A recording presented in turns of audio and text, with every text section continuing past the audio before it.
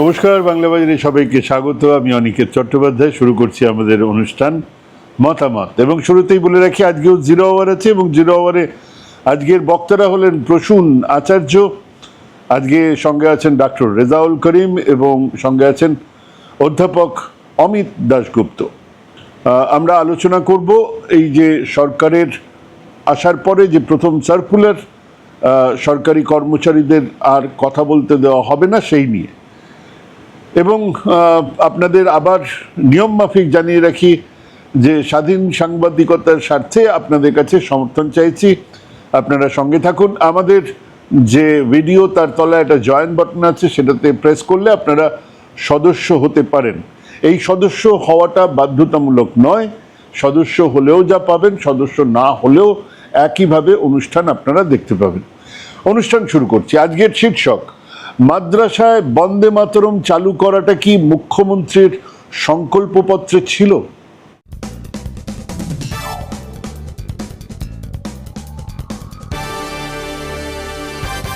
সরকার বাহাদুর মানে নবনির্বাচিত মুখ্যমন্ত্রী শুভেন্দু অধিকারী জানিয়ে দিয়েছেন এবার থেকে মাদ্রাসাগুলোতেও পুরো বন্দে মাতরম গাইতে হবে। হ্যাঁ, ওই বাহুতে তুমি মা শক্তি, হৃদয়ে তুমি মা ভক্তি, তোমারই প্রতিমা গড়ি মন্দিরে মন্দিরে, সবটা।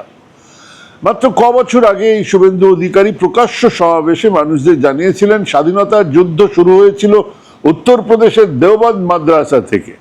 আজ উনি সেদিনের স্বাধীনতা সংগ্রামে যারা বিশ্বাসঘাতকতা করেছিল সেই দলে, তাই মাদ্রাসাতে বন্দে মাতরম গাইবার নির্দেশ দিয়েছেন। সরকারি মাদ্রাসা আছে, খারিজি মাদ্রাসা আছে, মানে যেগুলো বেসরকারি সাহায্যে চলে। মাদ্রাসা মানে কেবল মুসলমান ছেলেমেয়েরা পড়তে যায় তাও নয়, সেখানে কেবল মোল্লা বা সেখানে কেবল মুসলমান মানুষজন পড়ান তাও নয়, বেশিরভাগ ঘটনাচক্রে বেশিরভাগ হিন্দুরাই সেখানে পড়ান, সেখানে হিন্দু ছেলেমেয়েরাও পড়তে যান। মাদ্রাসা মানে কেবল কোরআন পড়ানো হয় তাও নয়, সেখানে 8-10টা স্কুলের মতন অঙ্ক, বিজ্ঞান, বাংলা, ইংরেজি পড়ানো হয়। মাদ্রাসা থেকে বেরিয়ে খুব ভালো কেরিয়ার তৈরি করেছে এমন সংখ্যা আর উদাহরণ বাড়ছে। ডাক্তার, ইঞ্জিনিয়ার তো হচ্ছেই, এখন সিভিল সার্ভিসেও যাচ্ছে সেই ছাত্ররা। মাদ্রাসার প্রাচীন ইতিহাস আরও গৌরবজনক। সেখানে যে বিজ্ঞান এবং সেখানে যে বিজ্ঞান চর্চা হয়েছে তা দেখার মতন। আমাদের সেন্ট্রাল এশিয়াতে যে মাদ্রাসাগুলো ছিল সেখান থেকে বিজ্ঞানের যে চর্চা হয়েছে, সেই বিজ্ঞানের চর্চা আজও বিজ্ঞানকে নিয়ে চলেছে। প্রথম যে ইউনিভার্সিটি তৈরি হয় সেও একজন মহিলা, মুসলমান মহিলা একজন, তিনি প্রথম পৃথিবীর প্রথম ইউনিভার্সিটিটা শুরু করেছিলেন।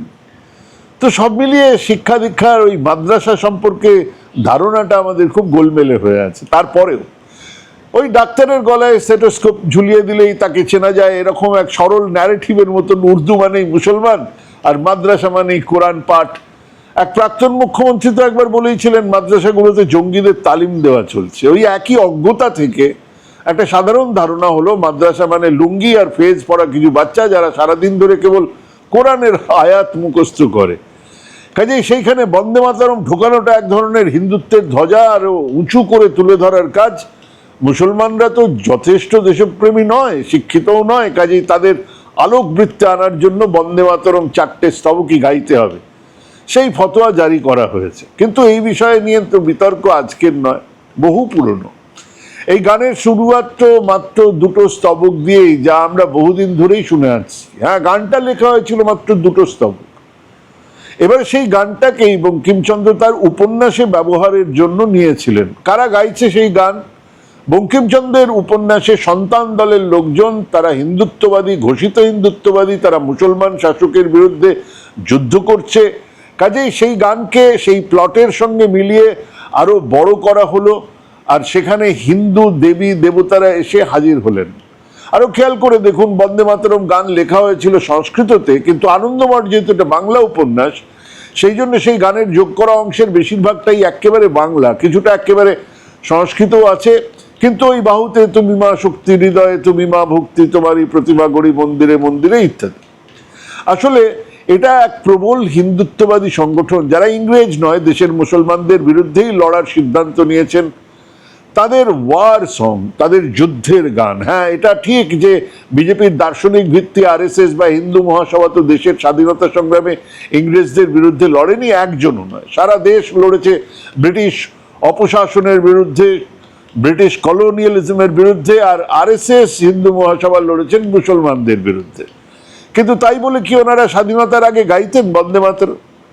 1925-এ তো ওনাদের সংগঠন শুরু হয়েছে আরএসএস এ, তো ওরা কি গাইতেন? না, গাইতেন না। ওনারা বন্দে মাতরমকে তাদের শাখার প্রার্থনা সঙ্গীত করেছিলেন, বা এখনো কি করেছেন? না, করেননি।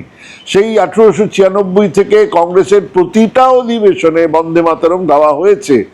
আর আজ অব্দি আরএসএস এর শাখায় প্রার্থনা সঙ্গীত হলো নমস্তে সদা বৎসলে হিন্দু ভূমে ইত্যাদি ইত্যাদি। না, তারা সেদিন স্বাধীনতা সংগ্রামের দিনগুলোতে গাননি বন্দে মাতরম, আজ মাদ্রাসার ছাত্রদের সেই গান গাইতে বলছেন। সেদিন কি বন্দে মাতরম পুরোটা গাওয়া হতো? না। 1896 সালে ভারতের জাতীয় কংগ্রেসের কলকাতা অধিবেশনে প্রথমবার এই গানটা রাজনৈতিক মঞ্চে গাওয়া হয়। এই ঐতিহাসিক মুহূর্তে গানটার প্রথম দুটো স্তবক, মানে ওই দুটো স্তবক পরিবেশন, ততদিনে কিন্তু আনন্দমঠ লেখা হয়ে গেছে, কিন্তু প্রথম দুটো স্তবক পরিবেশন করেছিলেন স্বয়ং রবীন্দ্রনাথ ঠাকুর। মাথায় রাখুন, এই গানের সুর দিয়েছিলেন রবি ঠাকুর। 1896 সালের এই আনুষ্ঠানিক পরিবেশন গানটা ভারতের ইতিহাসে একটা আলোড়ন তৈরি করেছিল। কার জন্য? রবীন্দ্রনাথ ঠাকুরের জন্য। হ্যাঁ, রবীন্দ্রনাথ ঠাকুরও কিন্তু ওই প্রথম স্তবকই সেদিন গেয়েছিলেন। আর তারপর থেকে গানের চেয়েও বন্দে মাতরম এই শব্দ বন্ধটাই হয়ে ওঠে এক জাতীয় মুক্তি সংগ্রামের স্লোগান। হ্যাঁ, গান নয়, দেশ ও মাতৃকাকে প্রণাম বন্দে মাতরম বলতে বলতে গলায় ফাঁসির দড়ি পড়েছেন বিপ্লবীরা। আর সেই ফাঁসি তো দূরস্থান, জেল থেকে মুক্তি পেতে সাভারকর মুচলেকা দিয়েছেন। এটা ঘটনা যে ভারতের শীর্ষ রাজনৈতিক সংগঠন কংগ্রেসই স্বাধীনতা সংগ্রামের প্রাথমিক পর্যায়ে এই গানটার আবেগময় স্বীকৃতিকে, যে আবেগময় যে ভাষা, যে শক্তি, সেটাকে স্বীকৃতি দিয়েছিল। কিন্তু তারপরে বন্দে মাতরম কেবল বাংলার সাহিত্য বা বিপ্লবের সম্পত্তি না থেকে সর্বভারতীয় রাজনৈতিক এজেন্ডার এক শক্তিশালী অংশ হয়ে ওঠে। কংগ্রেস কর্মীরা পিকেটিং করছেন, স্লোগান দিচ্ছেন বন্দে মাতরম। বিপ্লবীরা অ্যাকশনে নামছেন, স্লোগান দিচ্ছেন বন্দে মাতরম।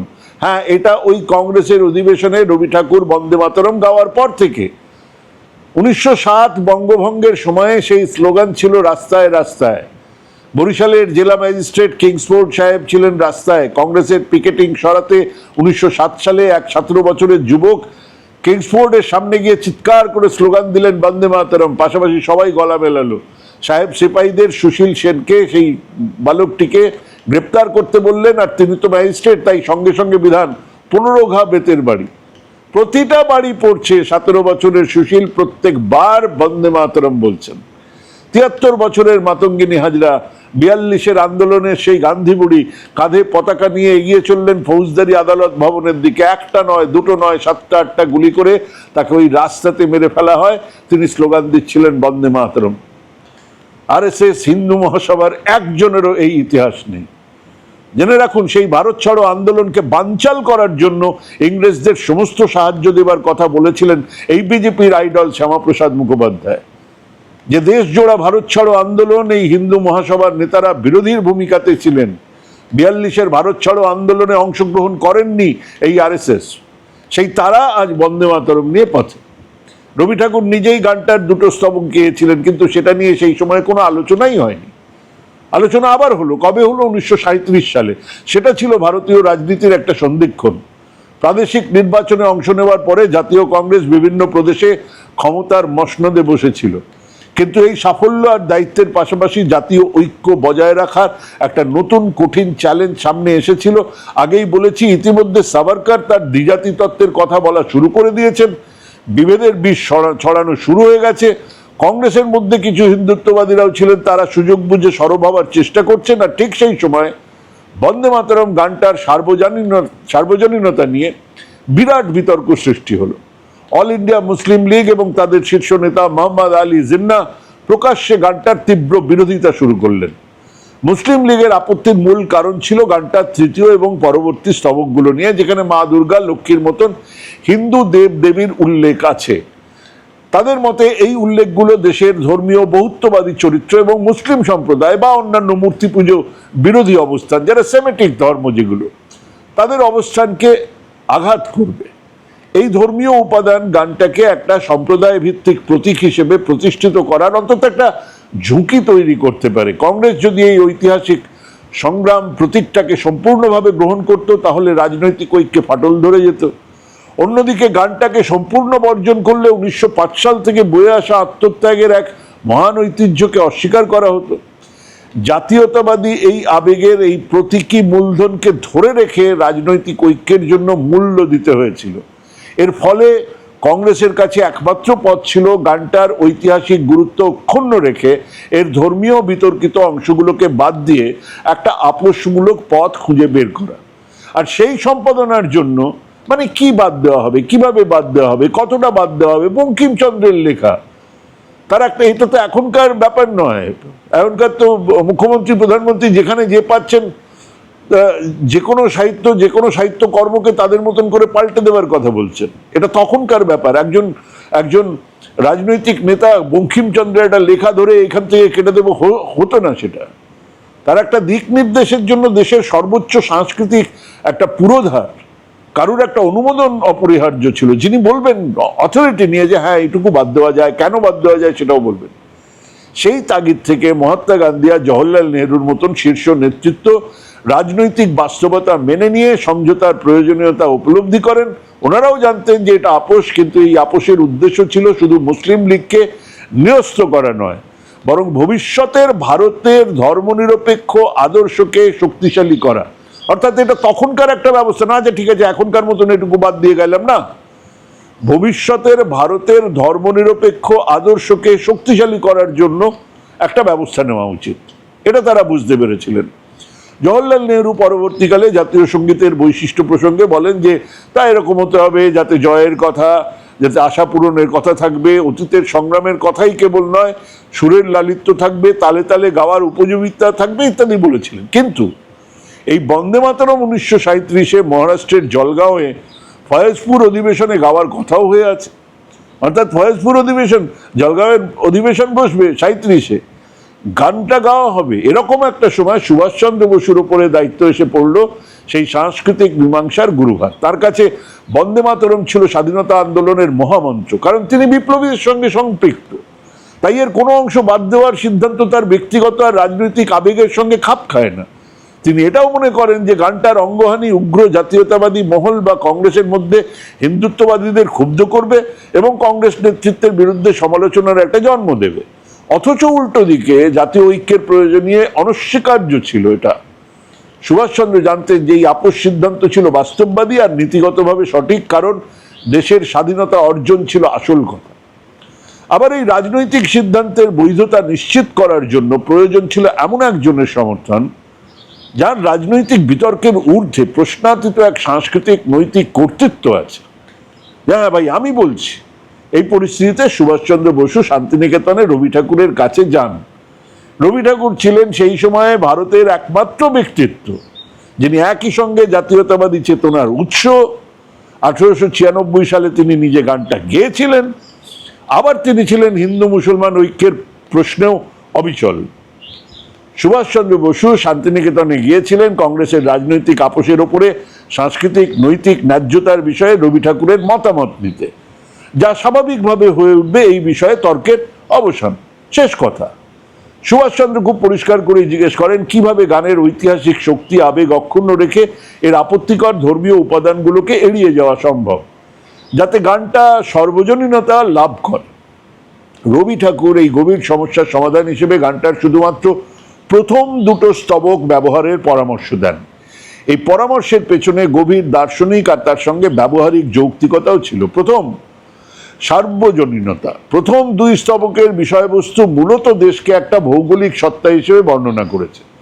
সেখানে সুজলাম সুফলাম, সুজলা সুফলা রূপ, দেশমাতৃকার প্রাকৃতিক মহিমাকে বর্ণনা করা হয়েছে, যা ধর্মনিরপেক্ষ এক জাতি ধর্ম নির্বিশেষে ভারতের সমস্ত নাগরিকের কাছে গ্রহণযোগ্য হতে পারে। দ্বিতীয়, ধর্মীয় নিরপেক্ষতা।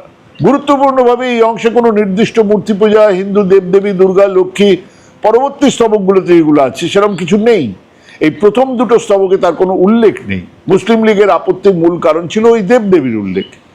রবীন্দ্রনাথের পরামর্শ ছিল এই বিতর্কিত অংশগুলোকে বাদ দিয়ে মূল দেশাত্মবোধক স্বার্থটিকে রক্ষা করা।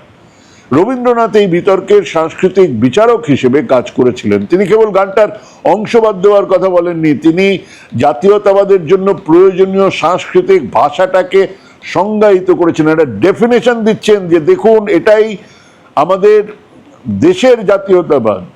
তার পরামর্শের পরিষ্কার অর্থ ছিল যদি কোনো সাংস্কৃতিক প্রতীক জাতীয় প্রতীক হতে চায় তবে সেই ভাষাকে অবশ্যই অসাম্প্রদায়িক হতে হবে। এইভাবেই তিনি গানের আত্মা, তার দেশপ্রেমকে বজায় রেখে রূপ, ধর্মীয় ইঙ্গিতকে বদলে দিলেন। এটা ছিল জাতীয় আন্দোলনের ধর্মনিরপেক্ষ ভিত্তিকে শক্তিশালী করার একটা দার্শনিক সাংস্কৃতিক প্রচেষ্টা। সেই জন্যই শুরু থেকে আমাদের সংবিধান ছিল ধর্মনিরপেক্ষ। এরম নয় যে ওখানে ধর্মনিরপেক্ষ কথাটা পরে ঢুকিয়েছিলেন ইন্দিরা গান্ধী আর তার জন্য এটা ধর্মনিরপেক্ষ হয়েছে। শুরুর থেকে আমাদের জাতীয় আন্দোলন সেখানে বরাবর নজর রাখা হয়েছিল যেন এক ধর্মনিরপেক্ষ রাষ্ট্র গড়ে ওঠে। যে দল, যে সংগঠন স্বাধীনতা সংগ্রামে বিশ্বাসঘাতকতা করেছে, যে দল দেশকে ভাগ করার বীজ বুনেছে, তাদের দ্বিজাতি তত্ত্ব দিয়ে সেই দল আজ বন্দে মাতরমের ঠিকাদার হতে চায়। রবি ঠাকুর এই বিতর্কের অবসান করে নিজেই করেছিলেন। সুভাষচন্দ্র বসুকে চিঠিতে লিখেছিলেন, ওনার চিঠিটা পুরোটা পড়ছি, শুনুন। সুহিত বর, বন্দে মাতরম গানের কেন্দ্রস্থলে আছে দুর্গার স্তবের কথা, এতই সুস্পষ্ট যে এ নিয়ে তর্ক চলে না। অবশ্য বঙ্কিম এই গানে বাংলাদেশের সঙ্গে দুর্গাকে একান্ত করে দেখিয়েছেন, কিন্তু স্বদেশের এই দশভুজা মূর্তিরূপের যে পূজা সে কোনো মুসলমান স্বীকার করে নিতে পারে না। রবি ঠাকুর বলছেন, লিখছেন এই চিঠি। এবারে পূজা সংখ্যার বহু সাময়িক পত্রেই দুর্গাপূজার প্রসঙ্গে বন্দে মাতরম গানের শ্লোকাংশ উদ্ধৃত করে দিয়েছে। সহজেই দুর্গা স্তব রূপে একে গ্রহণ করেছে। আনন্দমঠ উপন্যাসটি সাহিত্যের বই, তার মধ্যে এই গানের সুসঙ্গতি আছে, কিন্তু যে রাষ্ট্রসভা ভারতবর্ষের সকল ধর্ম সম্প্রদায়ের মিলন ক্ষেত্র, সেখানে এ গান সর্বজনীনভাবে সঙ্গত হতেই পারে না। রবি ঠাকুর বলছেন, বাংলাদেশের একদল মুসলমানের মধ্যে যখন অযথা গোঁড়ামির জেদ দেখতে পাই তখন সেটা আমাদের পক্ষে অসহ্য হয়। তাদের অনুকরণ করে আমরাও যখন অন্যায় আবদার নিয়ে জেদ ধরি তখন সেটা আমাদের পক্ষে লজ্জার বিষয় হয়ে ওঠে। বস্তুত এতে আমাদের পরাভব। বাঙালি হিন্দুরা এই আলোচনা নিয়ে চঞ্চল হয়েছেন, কিন্তু ব্যাপারটি একলা হিন্দুর মধ্যে বদ্ধ নয়। উভয় পক্ষে ক্ষোভ যেখানে প্রবল সেখানে অপক্ষপাত বিচারের প্রয়োজন আছে। রাষ্ট্রীয় সাধনায় আমাদের শান্তি চাই, ঐক্য চাই, শুভবুদ্ধি চাই। কোনো এক পক্ষের জিতকে দুর্দম করে হার জিতের অন্তহীন প্রতিদ্বন্দ্বিতা চাই নে। হ্যাঁ, শান্তিনিকেতনে এই চিঠির প্রতিলিপি লেখা আছে, দেখে আসুন। যারা শান্তিনিকেতনে আসবেন দয়া করে দেখে আসুন। এই প্রতিলিপি সেখানে লেখা আছে, রাখা আছে সেখানে। সেদিন বাঙালির ঠাকুর যা বলেছিলেন তাকে অমান্য করে এক ফতোয়া জারি করা এক অর্বাচীন কাজ। আজ বাংলার নতুন সরকার এমনকি রবি ঠাকুরের কথার সারমর্মটুকুও যদি বুঝতেন তাহলে এই ফতোয়া জারি করতেন না। ভাবুন ভাবুন ভাবুন, ভাবতে থাকুন, ভাবা প্র্যাকটিস করুন। ভালো থাকবেন, সুস্থ থাকবেন। আজকে এখানেই শেষ করছি। নমস্কার।